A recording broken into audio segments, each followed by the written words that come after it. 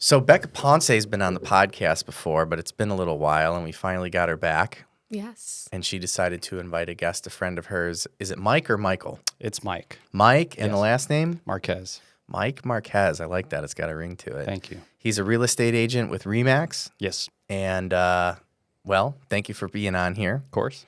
So you're the new guy, right? I mean, you've never been on here. We know about Becca, and we know what she does, and we'll chat a little bit about real estate in general. But just to get us going, I mean, can you tell me a little bit about yourself, how you got into real estate, what made you decide to do so, and anything else we need to know? Sure, absolutely. Yeah, well, thank you for having me. It's Totally. a good pleasure. And just a little bit about me. I mean, I'm from the Austin area, born and raised. So in that sense, a unicorn. Yeah. Not a lot of people still, from the area and still live here. Prior to getting into real estate, I came from a sales background. I was a sales manager at Sleep Number. So trying to convince people to spend 10 grand on a mattress. And I have so many questions. Go on. I'm like, why are there so many? So developed a ton of skills, in creating value for people and, changing people's lives on that front. But anyways, did that for 8 years. And one day towards kind of the end of my career there, I had this couple come in, just ordinary day. They came in, they're like, hey, we're not here to buy anything. We're kind of just window shopping and we're not going to buy anything kind of thing. So took them through our process. And by the end of it, they wound up spending 10 grand. And the gentleman, he goes, Mike, we were not here like we told you to buy anything today. This is incredible. If you can do this in the mattress world, I mean, you would absolutely kill it in real estate. And so he wound up being, head of development of some type of training department with Keller Williams. Okay. And he essentially paid for my real estate school. And he's like, I'd love to, help you out, paid for it. And so that was that. I decided at that time it was time for a career change and started to go through real estate school while, still doing sales at Sleep Number. But when I was finished, I transitioned out and here I am today. Look at that. Yeah. So was it a good move? I mean, you're still doing it. So. Oh, yeah, absolutely. And how long's it been? So it's been just under a year, actually. Okay. Yeah, so fairly new into the industry, but I just hit the ground running, have a great support system behind me. My broker is great. My team lead is great. The RE/MAX brand is amazing. So having all that support is just, helped me tenfold. So what's been the biggest obstacle for those that are thinking about getting started or have just gotten started like you?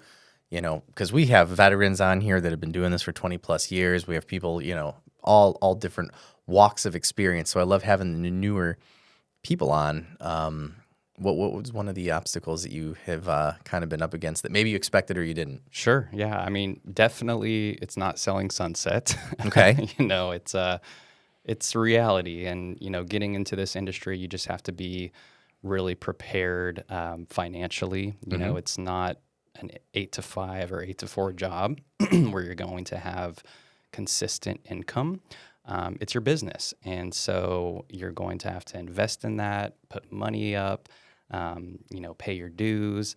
And, when you're new, you really don't have that book of business at first. And so trying to make money and kind of survive and live, it can be a challenge. So you got to grind and wake up and put in the work. And, that's the biggest thing I would say. I'm happy to hear that you, there's a few key words that you said, because I have to admit there have been times I've sat across from newer real estate agents and I ask questions like this, and in the back of my mind, I'm like, oh man, that's not the answer I was hoping for.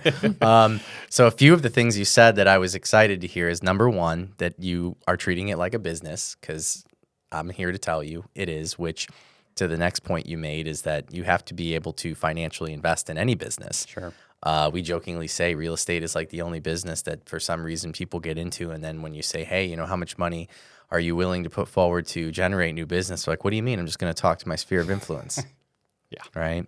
So what are some of the things that you have been doing in respect to investing in your business to generate new business that you feel is working? And then maybe even more importantly, is there anything you've done that you're like, yeah, that was a bad idea? Yeah, no, good question. I'd say definitely in this day and age, social media is by far the number one tool that you have to utilize to support your business, grow it, and you got to be consistent with it. It's not posting once a month or even once a week. If posting every couple days or sometimes multiple times a day is really what's going to set you apart. If you're not on the social media train, you're going to be missing out on a lot of stuff. Right. Are you doing anything financially to invest in the social media marketing, or right now just time? Just time, taking time to really collaborate with our marketing guy and create content so, we can put on our personal pages and kind of broadcast to our sphere of influence, if you will. But yeah, social media I would say is huge. Other little things too, like marketing. I mean, doing the old school stuff like door knocking with your door hangers or business cards, whatever it may be. All those little things kind of help as well, I would say. What's the number one thing that you, as far as generating new business is concerned, what's the number one thing you like doing the most? Funny enough, and I think it's because I did this in my old role at Sleep Number, is follow up, right? Really trying to connect with people on the phone or via text, right? I mean, that's a big piece that I think a lot of agents, they know that they need to do it, but it's kind of gets pushed to the side a little bit, right? I mean, we have a CRM, we have all the tools necessary to market to our people, but people want to focus on showings, which is great, and going out into the community. But I think getting on the phone and reaching out to leads you have or opportunities and things like that really goes a long way. Do you do a lot of open houses? I do, yes. There's a lot of follow-up there. A ton. Open houses are a great way to grow your business as well. When I first started back in May, in my head, I was like, an open house is like, oh my gosh, I'm going to sell a house. I'm to that person that day. It's not about that. It's really about connecting with people, meeting them, and gaining information, right? So you can then grow your business even more. Yeah, planting those seeds. Exactly. What do you hate doing the most, real estate-wise? That's a good question. I don't really know if I hate anything. I mean, I'm really passionate about, helping people and hearing the stories of, people's lives and changing lives in a sense. I will say I'm not an early bird. I'm not a morning person. Okay. So maybe getting up in the morning at the crack of dawn like most of my team does has probably been the biggest challenge, and I don't like that. You'll see me on my computer at 11, 12 o'clock at night, and my broker's like, why are you working? I was like, well, because I start my days a little later than you guys. So, Gotcha. Maybe that's the thing I dislike the most or hate the most about the role. Becca, any questions for Mike before I start drilling him on the Sleep Number stuff? Because I have So I met Mike through his broker, and I just want to know, how did you pick him? That is a good question. He has such an interesting, he's the way of doing everything. I love it. He is. He's, quirky. He's unique. We call him the bearded broker. I'm sure you've seen his beards. He has his T-shirts. Seen the beard. His mohawk and his hairstyle sometimes. We need him on here next. And I'd love that. Yeah, it's branding, right? And it's, he's setting himself apart from everybody else out there, and to be under him and be under that umbrella, is great, and obviously helps our personal business as well. But I joined RE/MAX Fine Properties because my aunt actually works for them in the Houston area. So when I was interviewing brokers. What's your aunt's name? Ginger Wood. Shout out to Ginger. Shout out to Ginger. Aunt Ginger, thank you. Thanks, Aunt Ginger. I love her. Yes, love her too. She, she worked for the brokerage for years, said great things about Nimesh and the brokerage in general. And it was between him and another team, and that person actually sold me my house back in 2018. We have a great relationship, and she does great as well. But, ultimately decided to come on with RE/MAX, and I haven't looked back. Yeah. Was there anything specific, though, if you could, dial it down to one or two things that you felt really good about with Nimesh? I would say the success stories, right? You Okay. could really tell, you could see the success in his business, from social media, from his team, chatting with them, from the team leads, and then the brand, right? Everybody recognizes that balloon. Everybody recognizes, it's the number one brand out there, I would say. Yep. So that had a big influence in my decision to ultimately come on with RE/MAX. Yeah. He's great. I love him. Yeah, he's awesome. Sleep number. Yeah, we got to know about this. I do. Like conspiracies. My dad wanted one so bad, and he talked about it for years, and then he finally got one, and then he had it for a little while, but then he got rid of it. Yep. What are your thoughts, man? Like, am I missing out? Are they legit? Are they as good as they seem to be? They are legit. I was skeptical at first when I first started with the company. And every company has their pros and cons. There are some crappy beds in the lineup, but there's also some amazing beds. I think the fact they have a niche, right? And, they're the beds that can adjust on each side independently. So if your wife wants a firm side and you want a soft side, I think that really calls to a lot of people. They automatically adjust. So if you're laying on your back and then you were to go to your side, there's more pressure on your hip right here. So it'll sense that. Sounds amazing. And then, One of automatically. these. Do you have a sleep number? I do. I have two. And they were free. So Very nice. they're even more comfortable. So what things, you kind of touched on it early on, but we didn't really unpack it. So what things do you feel like you got from, working for Sleep Number for 8 years that have been a nice transition to real estate? Yeah. I would say definitely the people skills. Not that I didn't have that before, but, just being able to create value for people, right? And not just sell them something. You got to create that value. And when you create value for somebody, you're kind of speaking to their heart. And so I would say that, doing that sales process over and over really taught me, that aspect of it. I also learned that follow-up is crucial, consistent follow-up in your leads and your past business even. People who purchased $10,000 beds 2 years ago, call them again and they'll come in and spend even more money. Right. So, Have you reached out to all of your past Sleep Number clients to let them know that you're now a real estate agent? I have them in my CRM, so my CRM is There you doing go. the job. Yes, Very nice. Yes, absolutely. And so what seems to be the biggest obstacle right now for you almost a year in? What, if you had a magic wand, what could we eliminate that's kind of a pain point? Yeah, that's a good question. I think the pain point we've gotten rid of, right? I think last year with the whole election and these politics, politics will always be there, right? But, with the election year and all this uncertainty in the country, it held back a lot of people, sellers, buyers, and kind of slowed down the market a little bit, made it a little bit more challenging for someone new to come in. So business wasn't as fast as I wanted or expected it to be. But in my opinion, that was great because when you come in at a challenging time, that's all you know. And if you can kind of weather that storm, then the rest is cake, right? And so, yeah, I would totally agree. I tell new agents on a regular basis, I know a ton of agents now that came in like 2020 and 2021. Yeah. When things were really, really crazy, right? that bubble. And for them, I watched them kind of hit the ground running and make what would be considered to be a decent living, like right out of the rip. But now they're a little discouraged, and some of them are even like kind of lazy.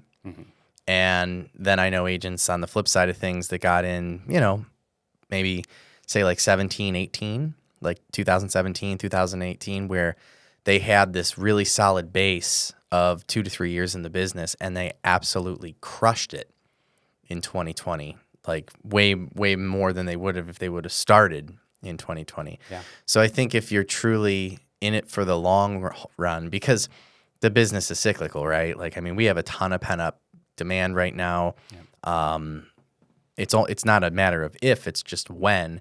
And if you're kind of cutting your teeth in those slower years and kind of to your point, like working when things are a little more difficult, you're not going to leave money on the table Exactly. when things get busy. And so it's always great to hit the ground running and make good money. But I've always said this business should be measured in like 5 to 7 year increments in regards to like what you make. Because just using round numbers, I mean, if you made $500,000 in 2020 and 2021 thinking, oh, I'm going to make 250 every single year, well, it's like, maybe you will, but, you know, stretch out your figures over a 5-year timeline and then tell me what your average is. That's really the way to calculate this business. Sure. Look at it, you know, in the long run kind of thing. Right.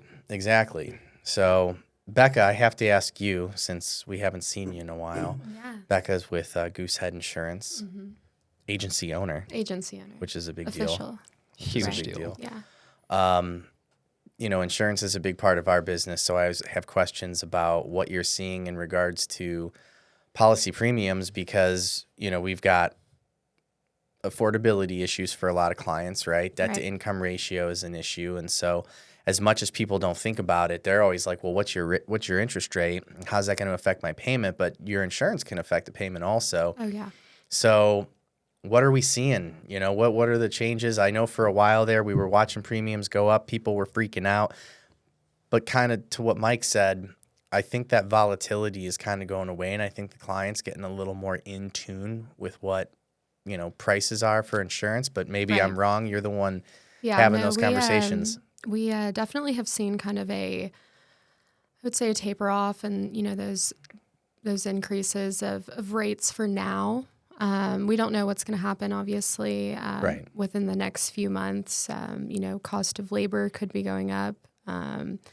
So that's, you know, kind of going back to election stuff. You know, people don't realize the trickle down effects of, you know, exactly where that money and those people are going to go, and, you know, who's going to do those jobs. And it's going to possibly, you know, increase your insurance rates at the end of the day, which is kind of a strange thing, you know, to think about. But, you know, houses need to be rebuilt. We have been seeing, obviously, deductibles go up. So, you know, we see 2% kind of be the normal thing now. But other than that, you know, our carriers are starting to feel a little bit better financially. So they're getting back out into the market, wanting, you know, more people. They're opening up to more zip codes. We have seen kind of a little bit of a drop in carriers, I would say, like in the Houston area, Dallas area, just because of all the flooding, hail, all of that, you know, nasty stuff that happens all the time now. But Central Texas right now for insurance is going to be your best bet, you know. Honestly, Austin, Butte, Kyle, great places to look if you're in those kind of situations where you are looking at a DTI issue or, you know, something like that. And then new builds, you know, I know Matt doesn't love the new builds. New roofs. You know, I'm all about home ownership. I'll refinance those loans later. Right. Yeah. Call them in a year. What's kind of a question you're getting a lot lately? Where roofs. It's going to be roofing. So where our office is, South Austin, we don't get hit with hail very often. So a lot of the people around us have 20-year-old roofs, you know, or even, you know, 30, 35 years I've seen lately. And those are almost uninsurable houses now. And it's not going to be something that insurance is going to come out and replace just because you've had it. You know, there just hasn't been any perils to replace it. So cost of home ownership, you know, I think is something that people start needing to like think about. You know, sometimes insurance isn't going to be there to cover what happens, or, you know, it's not there to replace your roof if your roof life is just done now. You know, it's the same way in a car. If your car went out and you knew it's, you know, 25 years old, 300,000 miles, you're not calling me asking me to pay for a new car for you.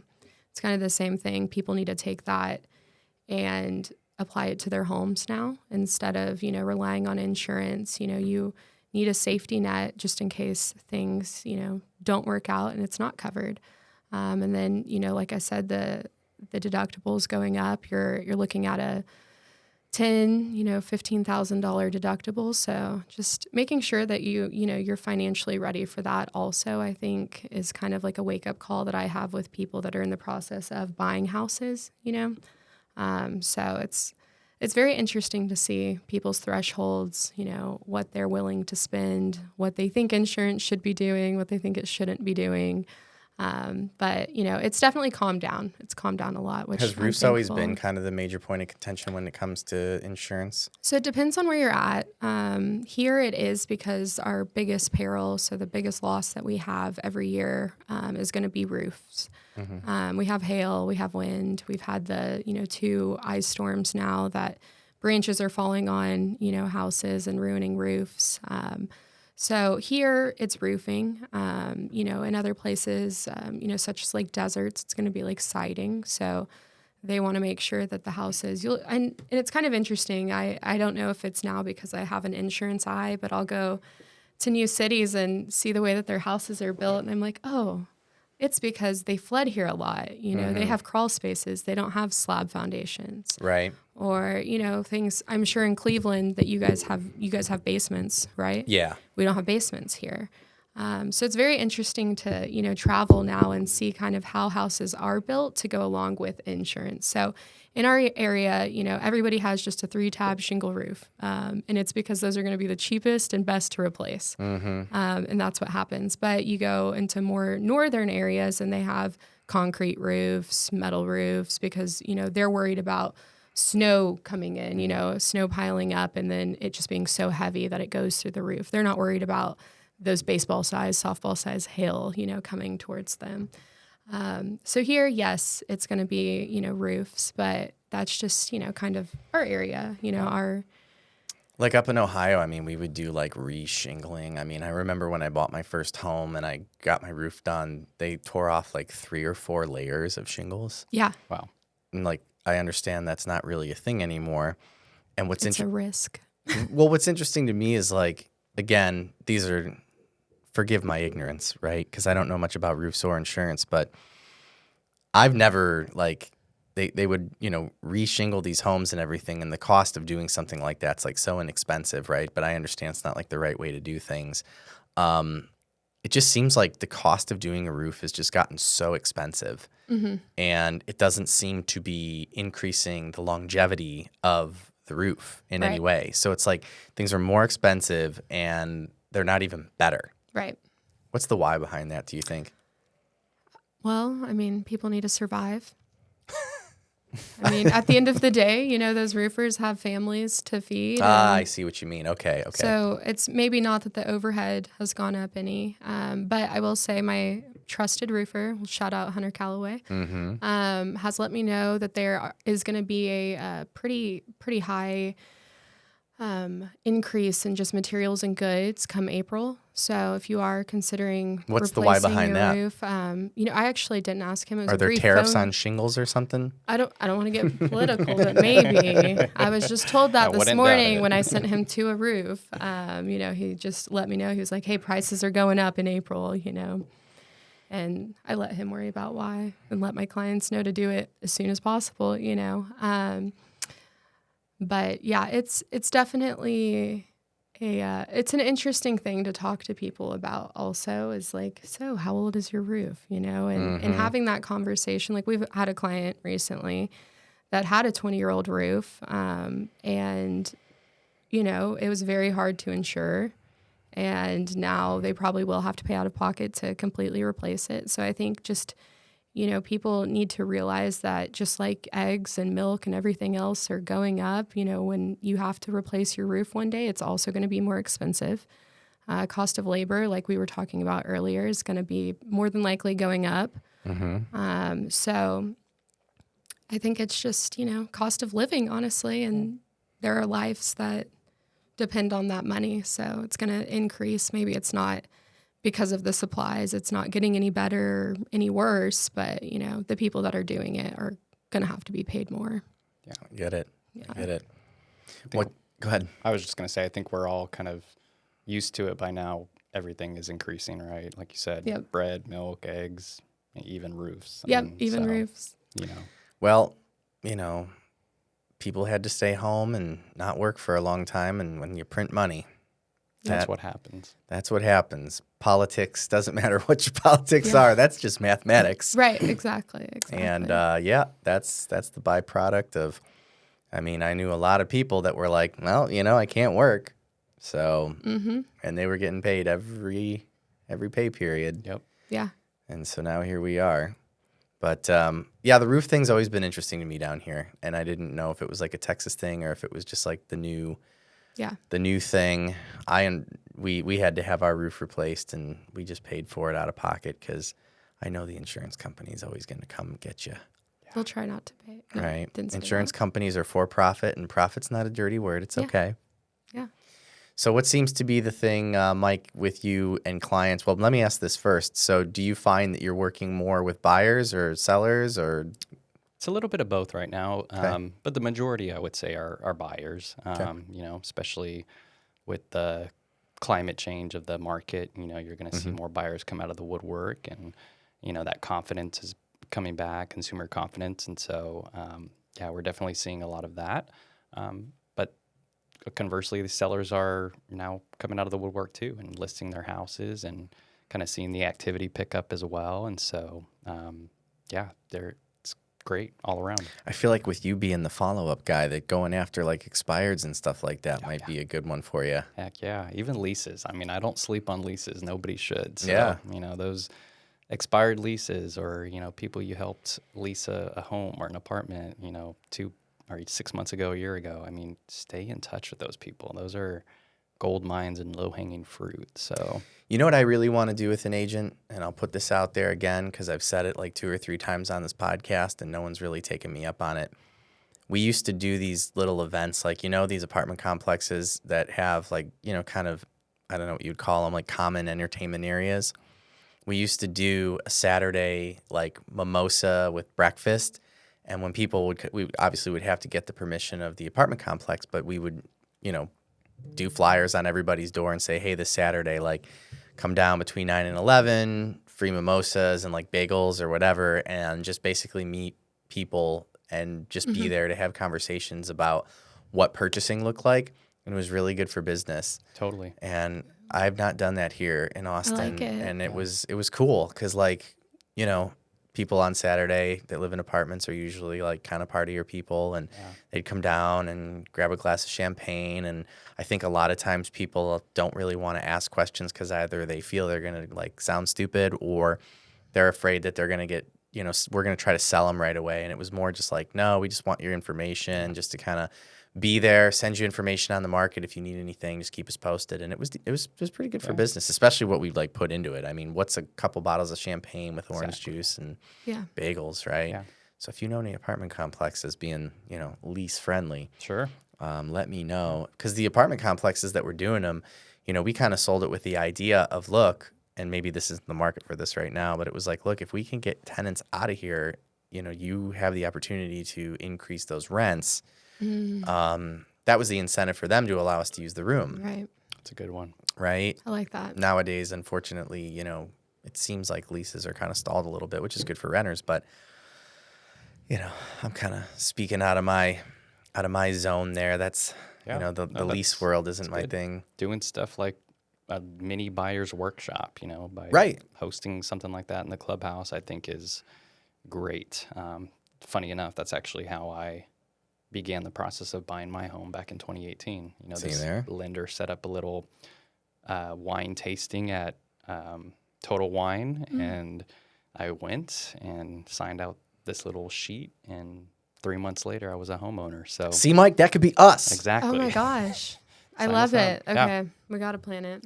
Yeah. See, we can all get together on a Saturday morning and drink mimosas and bagels or do Total Wine, whatever y'all want. Who doesn't want to do Well, that? Right? Yeah. So, Mike, I know that you would deal with any buyer or seller that would love to purchase a home or even a potential lease. But is there an ideal client that you feel like you gravitate toward, that you enjoy working with more than someone else?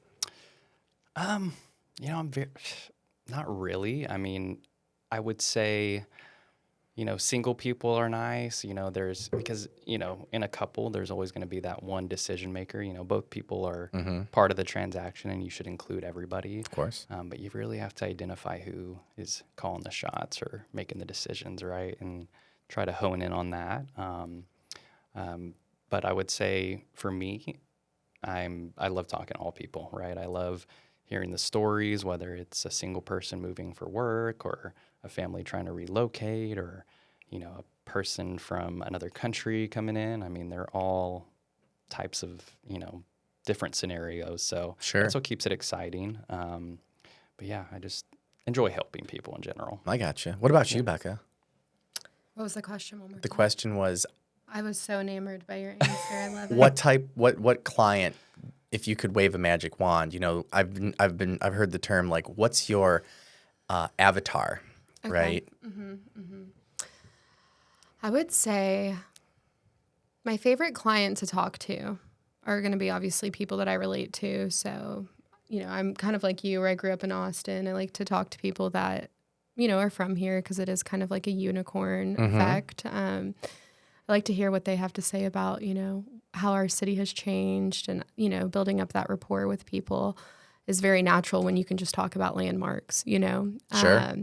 So those are probably my favorite kind of people. For my business wise, I guess my favorite kind of people are going to be, full families with teenagers in their home, want multiple policies, have a good profile, but I feel like I connect with almost everyone in some sort of way. I try to find something that we can connect with and, it kind of adds that like human touch and approach that I hope keeps my business around instead of AI taking over one day. Gotcha. And that's kind of what I pride myself on is really getting to know my clients, not just, what kind of car do you drive? What's your highest level of education? Like normally get that feeling from an insurance agent. I end up talking to them about their, granddaughters and their, dogs or what they're doing on Sunday. I would rather know all of those things about them. So I guess my ideal client would be, like I said, someone in Austin. It's been here for a while, understands, the changes that we've had and that are happening and kind of accepts everything. But my least favorite clients are going to be ones that kind of pick apart every single detail of their policies. Right. They don't see the value. No value. Or, they also are like, oh, I've never made an insurance claim. And I'm like, well, that's amazing, but let's keep it going because, those odds are going to get higher every day then. Sure. Eventually it might happen. But yeah, so it's a toss up. I just like pleasant people because normally I'm just on the phone with them. So as long as they can be pleasant on the phone, I like them, Have you ever seen that Zillow commercial? It's on right now. I see it online more than I see it on television, but it's a woman who says like, I want to say there's an announcer in the background and it's like, Julie wanted to buy a house. And she's like, I wanted to buy a house, but my boyfriend, Bob, didn't want to. So she's like, so I broke up with Bob and I bought a house. Go girl. Right? We love it.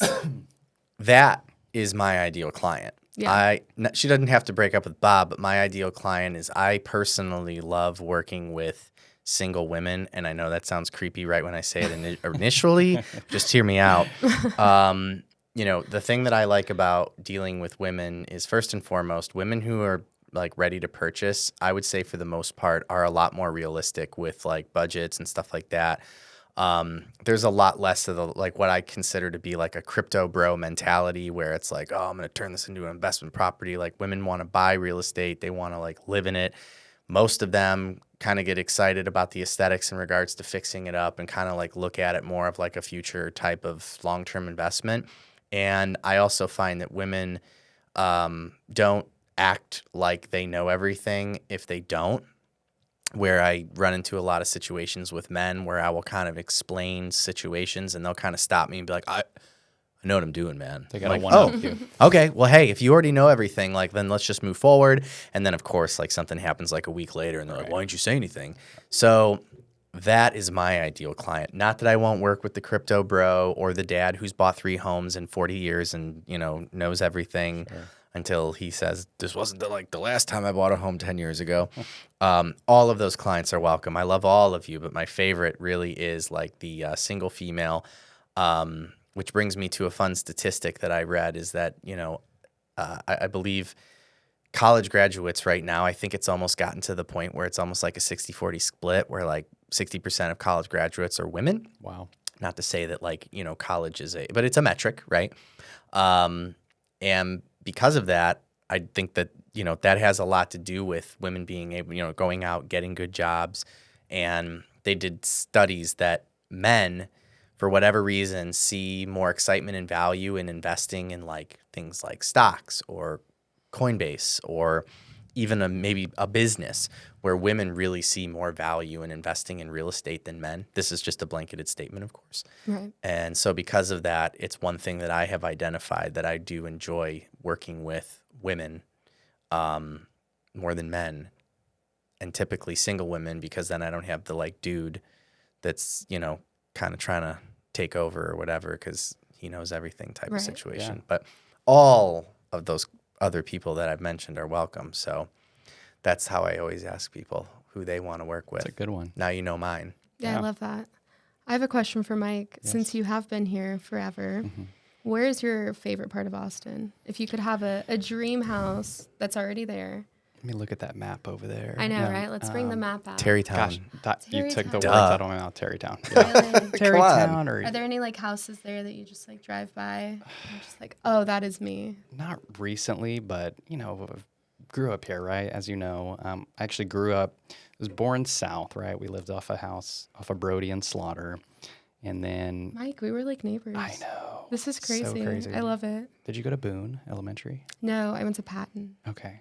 like right over here. Yeah. And then when I was in 5th grade, my dad got a job at Samsung. So we moved to Pflugerville. And, so I've kind of seen both parts of North and South.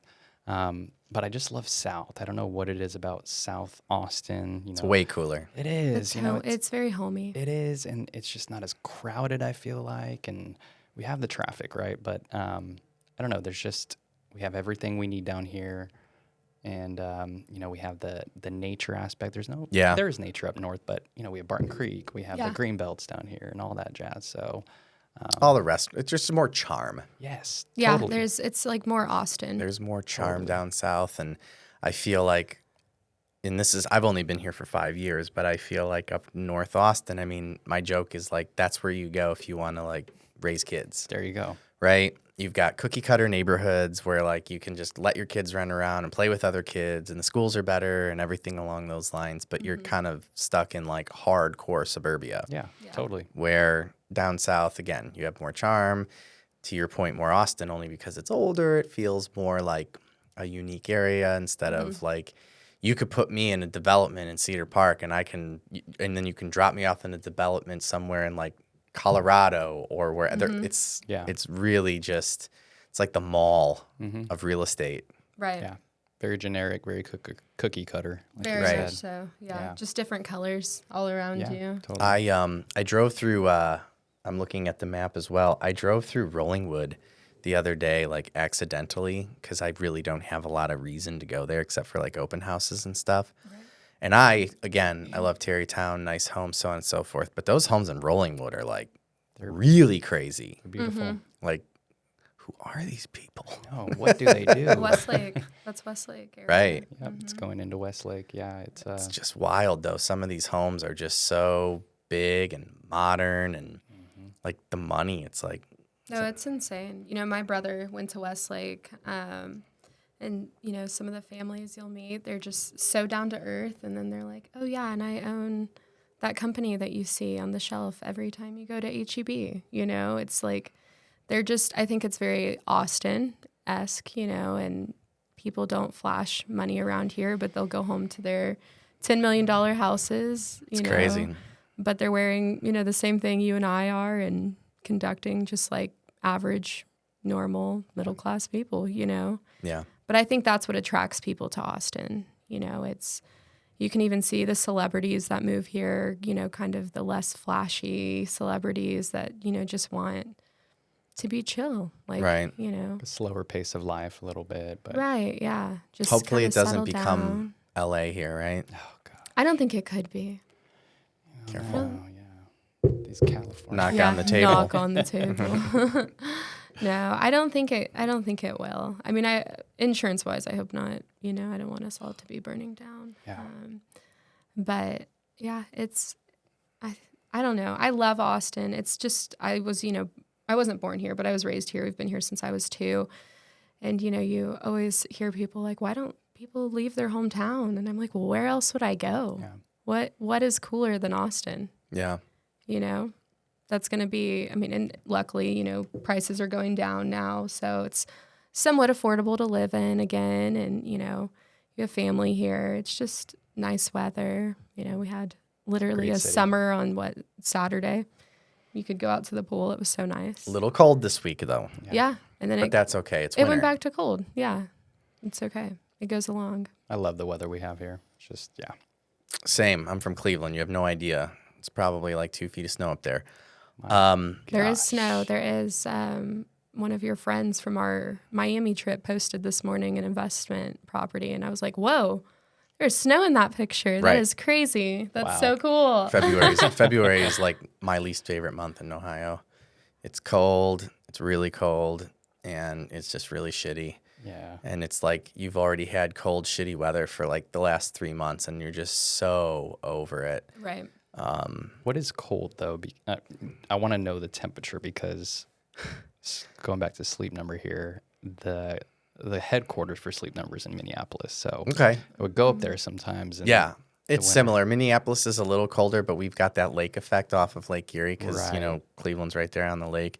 So in January and February, I mean, we can get temperatures in the negative, Okay. whatever. But I'd say on average, in like the month of February, you're probably going down to like 20 at night and then up to like 32, 35 during the day. That's cold. Yeah, it's cold. It sucks.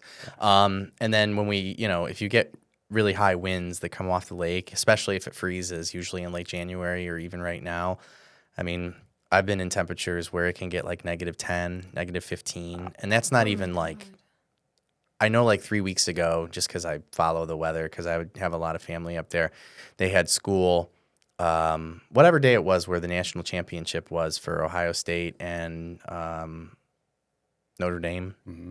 That game was like, 3 weeks ago?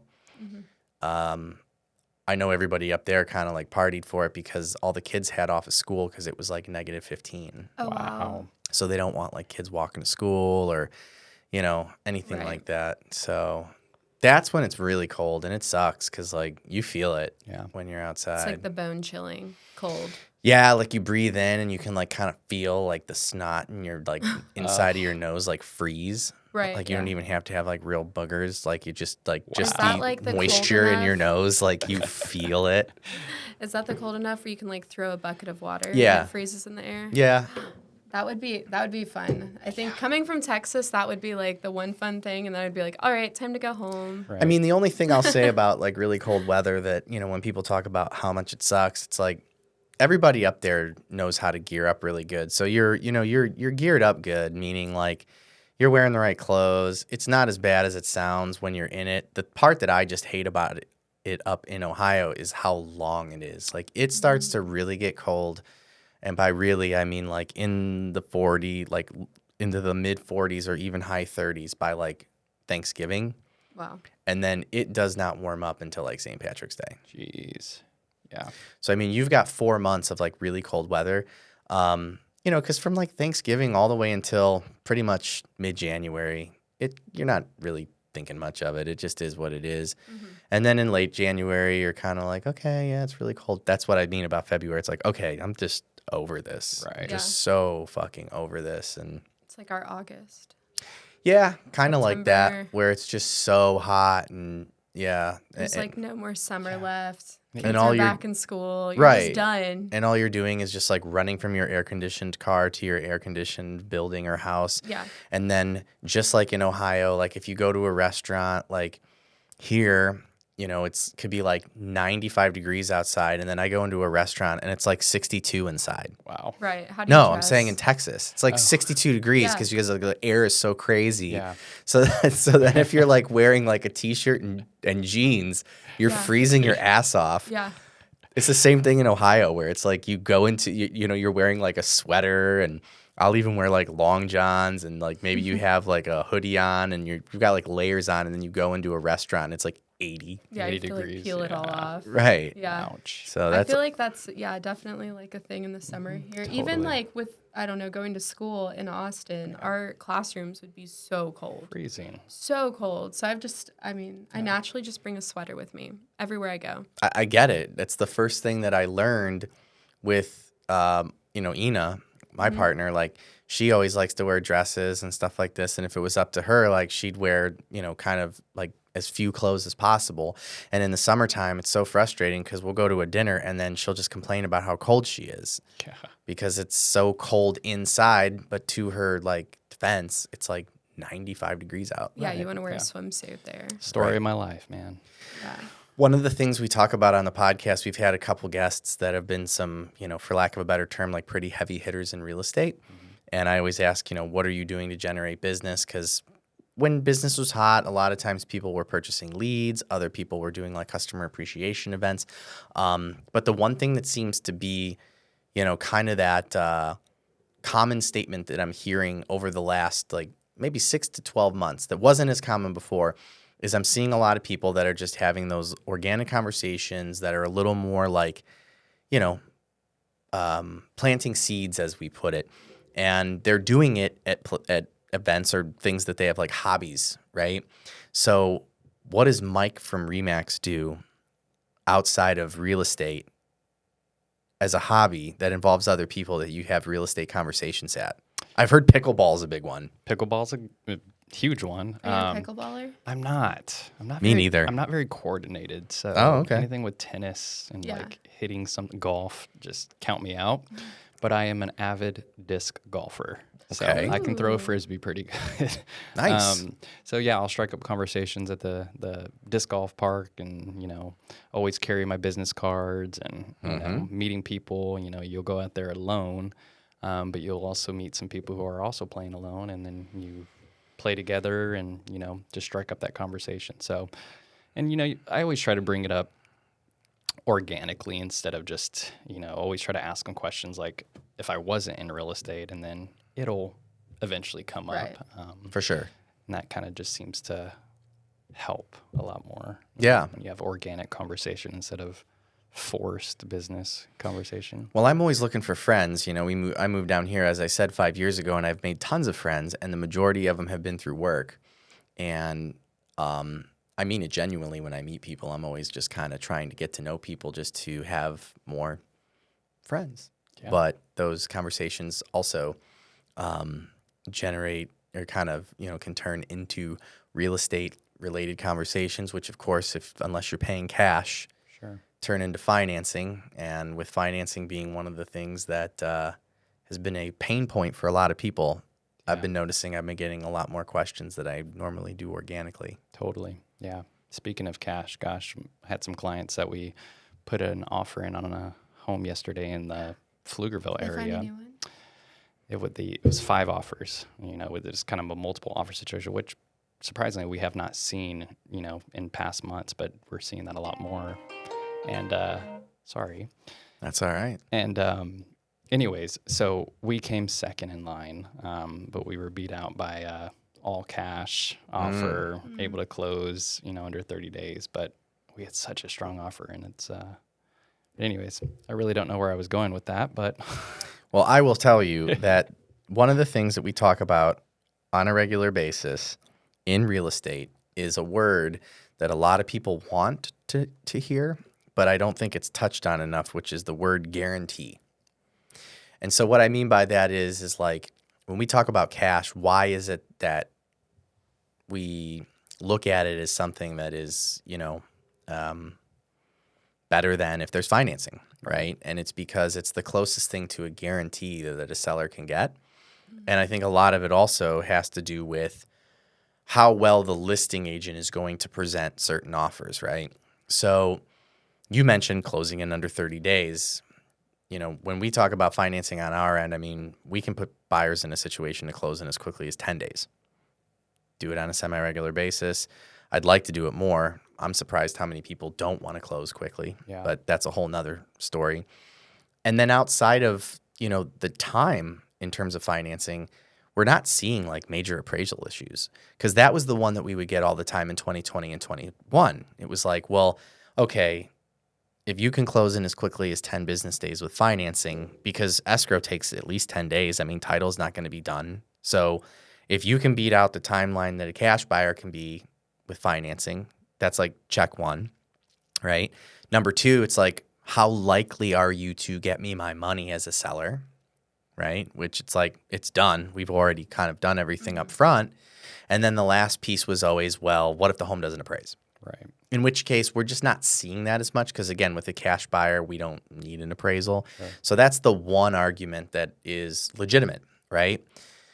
But I would say if, you're coming in higher than a cash buyer with financing, like and especially in this market where we're seeing homes appraised, like why would anybody consider a cash client over anyone with financing if those other two things are taken care of? So that's why I always tell everybody, if you have financing involved and your lender isn't doing all of the things that I just said, that's the big mistake on the buy side. And I know buyers agents don't have total control over who their buyers use. And honestly, I've talked to a lot of buyers that it's not that they have any relationship with the lender that they're currently approved with. They just don't want to go through the process. So it's just like a whole ick thing. But I've seen a lot of people with 800 credit scores and good down payments and good jobs and everything lose out on deals because their financing or just their strategy in financing and getting all of that information to the listing agent to make a solid presentation, lenders just don't do that. Yeah. And even real estate agents don't do it. They kind of just say, hey, here's the approval. We're writing a super solid offer. Because if anyone chooses a cash offer over a finance offer and that purchase price was the same or higher, I hate to tell you, Mike, you have to look inward. Right. Yeah. You have to look inward. That's a good point. Now, if that cash offer was cash and paid more money than you, well, yeah, you're done. You can't compete with that. No, I mean, then you're just going highest and best. It wasn't the cash. It was, they were willing to pay more. But remember that word, guarantee. Yeah. Because that's really, really what sellers want. They think they want the highest and best. No. They want a guarantee and they want their money as quickly as possible. Sure. Yeah. Every time. On your part, what do you do to make sure they think that it's guaranteed? Well, so the first piece is any buyer that comes to us, I mean, we're taking application, we're gathering together all the documentation, especially if they're self-employed. We're really digging in further. And so automatically we're doing 2/3 of the process up front. We're having a physical human being underwriter review it. And we do it on what we call it to be determined address. So the underwriting is it's done. Right. We have everything we need. And then what's more important than that, and this is the part that blows my mind with other lenders. I do these podcasts and we have our barbecue and mingle. I was at Perry Homes before I came here and got this beautiful flower. I feel like it's my responsibility on at least a weekly basis to get in front of as many real estate agents as I can, not with the intention of trying to get their buyers. Don't get me wrong. That is one of the intention, but my main intention is to get in front of them so that they know me, so that if and when I'm contacting them on the listing side of things, either A, I know exactly who they are, or B, I will be able to connect and say, hey, Mike, I know we don't know each other, but I stalked you a little bit on Facebook and I see that you know so-and-so. We've worked together in the past. Right. Here's what we've done with the client's financing on the buy side. We have everything done. We are good to go. We can close in as quickly as 10 business days. If you don't know me, Google me. Let us know what we need to do to get this done, because sometimes it's not always highest and best. Sometimes it's time, right? I've had instances where a listing agent says, my buyers want a lease back. Okay, cool. We want extended time in the home. All right, got it. And I'm able to have those conversations with the listing agent.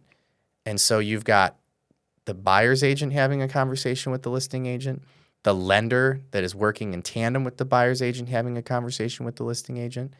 Now, if you are selling your home and your listing agent is saying, hey, I've got multiple offers here. Here's this, this, and this. Oh, and by the way, this one, turns out I know the lender.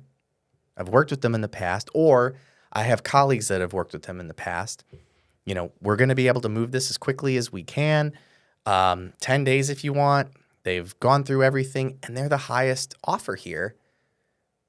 Like, that listing agent really does have a lot more pull, because most sellers aren't going to go, oh, so that one's cash, but they want to offer us $5,000 less, and this one's not, but you're telling me that, like, it's good. Who are you going to choose? Right. Yeah. Who are you going to choose? And let's just keep it real. If you're the listing agent, do you want to sell the home for $500,000 or $505,000? At that point, do you really care whether it's cash or not? You, as a real estate agent, you know what you want? Repeat after me. What's the word? Profit. A guarantee. Oh. Guarantee. We have a lot of words now. We do. You want a guarantee, We have a lot. right? That's what the listing agent wants. They want, like, I want to know that if we accept this offer, I'm going to get my commission. Right. And how fast can I get it? Yeah. And so we check those boxes. So there's the answer of the what we do. Yeah. And I tell people, like, oh, but my brother's a lender, or we have an in-house lender, and I really like him. And I'm like, great. Like, tell him or her to do all the things I just told you. Because if they're not doing it, like, then they're fucking up. Yeah. Like, I agree. Yeah. Yeah. and I just don't see enough of it. And I think the reason is because there are, like, I just listed like 5 things, right, that I do, and there is not one of those things individually that is going to move the needle. It's like you have to. It's like if you're trying to lose weight, right? You could say, like, oh, well, I'll just eat like shit and work out. It's like, no, it'll be better than eating like shit and not working out. Sure. But it's like there's like a bunch of things you got to do, right? It's like I got to eat healthy, I've got to work out, I've got to sleep right, and then even I might want to focus on my caloric intake, cut carbs. Like, not one of those things, if you cut that out, is gonna like drastically help you lose weight, right? And I think the reason that like lenders just don't do it is because there's not the one thing, and like, well, I didn't do this part, so I mean, if I just call the agent, like, I don't know, is it really gonna make that big a difference? It's like going above and beyond. It's like, maybe not, right? Because that's another thing. As a lender, I'm astonished at the amount of real estate agents that don't answer their phones. Mm-hmm. I think other real estate agents would agree with that. It's pretty bad.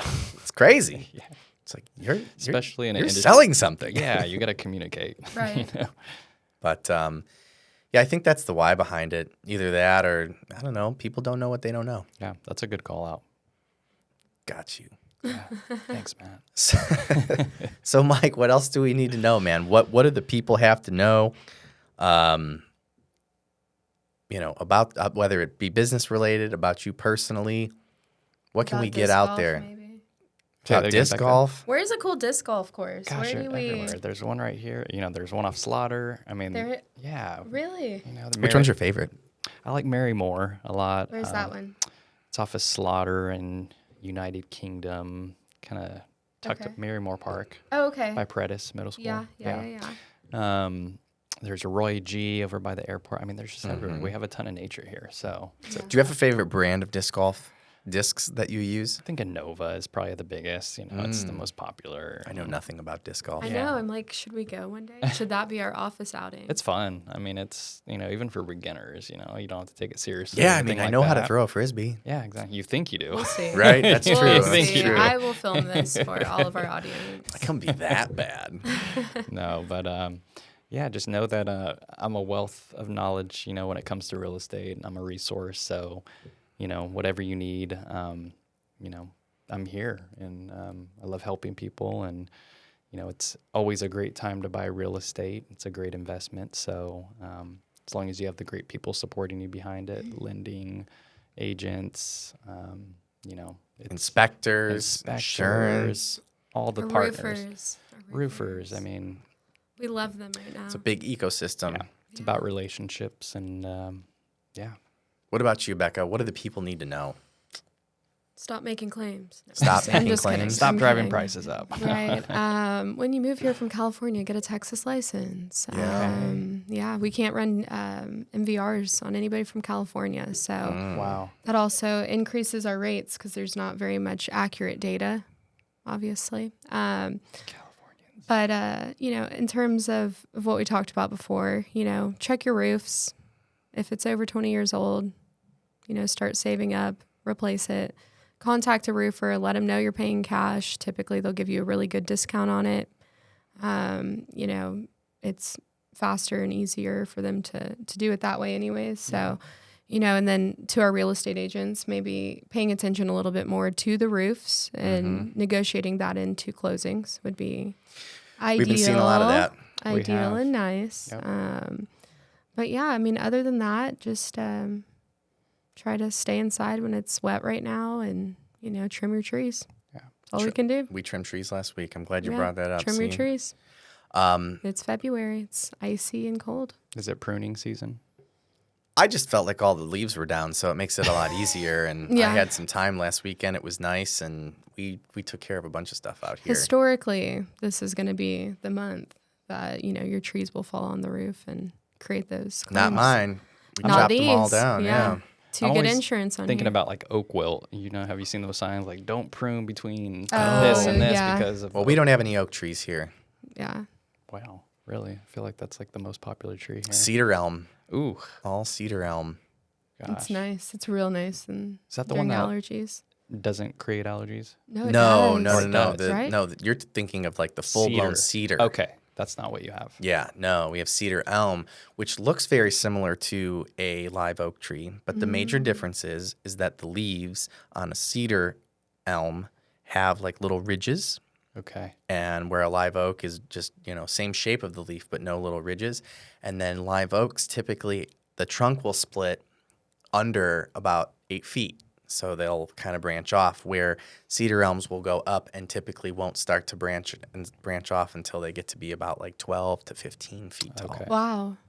You have your degree in biology? I don't. I know, I'm like 'Cause I enamored do. by this. I don't. I've just started doing all this research on trees down here because I do a lot of barbecue for Barbecue and Mingle every Friday. Real estate professionals come on through, and so I've been trying to. I spend a lot of money on wood, and I've been trying to get better at identifying certain types of wood because I've got a truck and all the things. And like one of my after workout exercises is I really enjoy splitting wood. Okay. So I've got like multiple axes and stuff like that. Wow. Now. Yeah.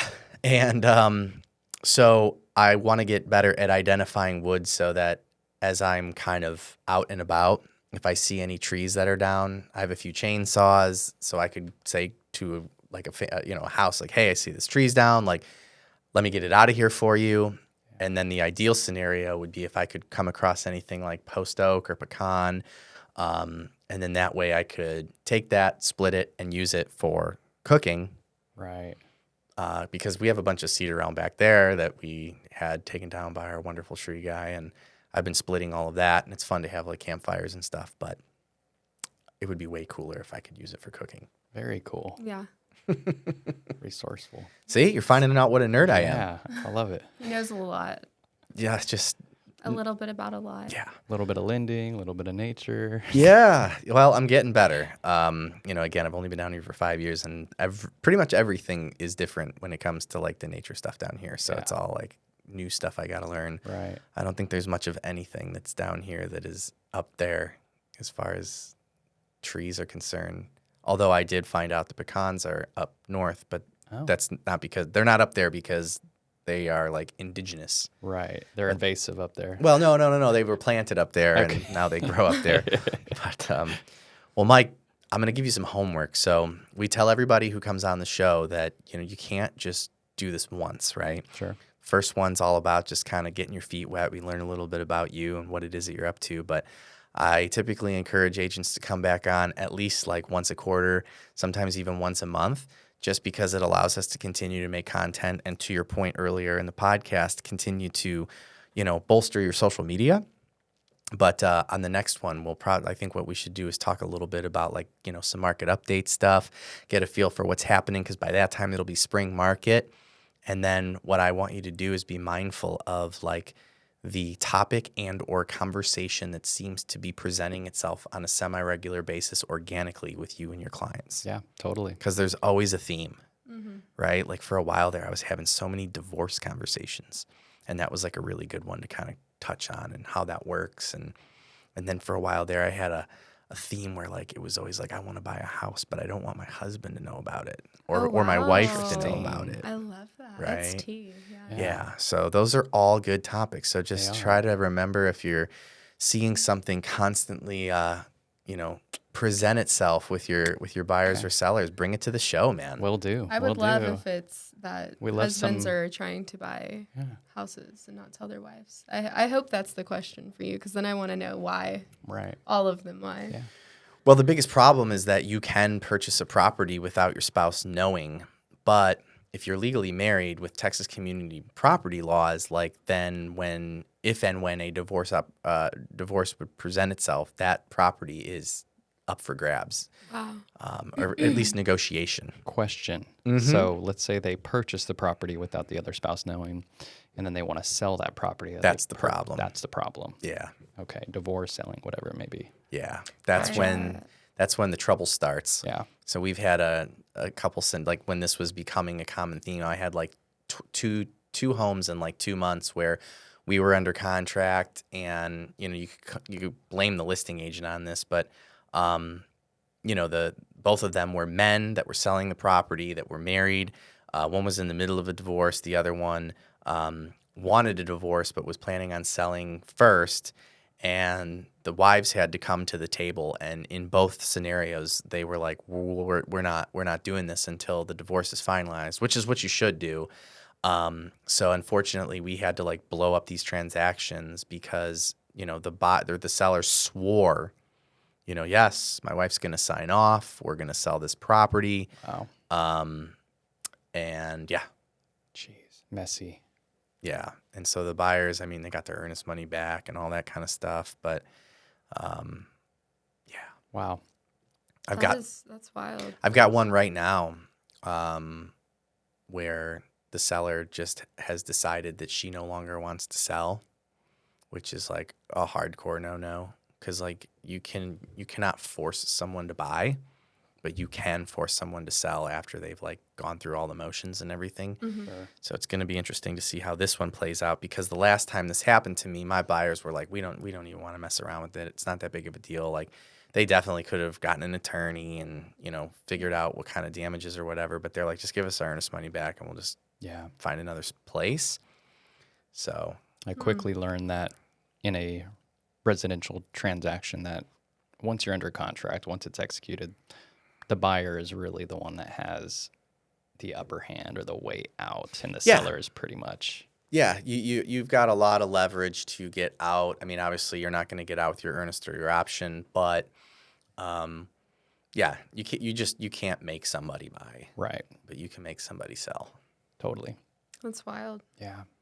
All right, guys. Well, Mike, Had fun. Yes, pleasure was mine. Pleasure. Becca, happy to have you love back it. on. I know. And like I said, we got to do this again, man. Can't wait for the next one. Yeah. Awesome. Thanks guys. Matt. Yay. Thank you.